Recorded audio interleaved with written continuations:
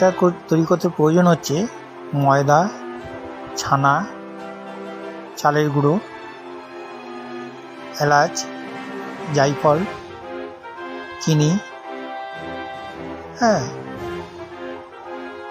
খোয়া ক্ষীর, এগুলোকে ভালো করে তেল বা জল দিয়ে ভালো করে মেশাতে হবে,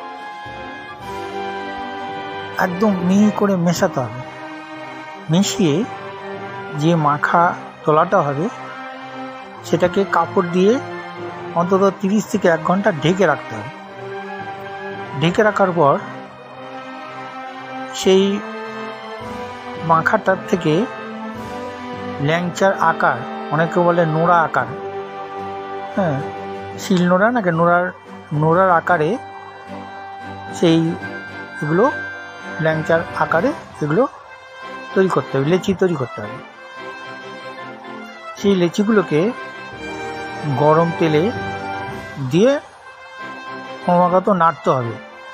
কোনো ঠিক মতো যদি না নাড়া হয় তাহলে তেল আর সেই ল্যাংচার এটা একসঙ্গে মিশে যেতে পারে। সেগুলো দিয়ে অনেকে তেল, ডালডা, ঘি যার যেরকম সুবিধা হয় সেইভাবে সে তৈরি করতে পারে। সেই যখন নাড়তে নাড়তে যখন সেটা লালচে টাইপের হয়ে যাবে, লালচে ধরনের হয়ে যাবে, তখন চিনি শিরার মধ্যে 1 ঘন্টা ডুবিয়ে রাখলেই তৈরি হয়ে গেল ল্যাংচা।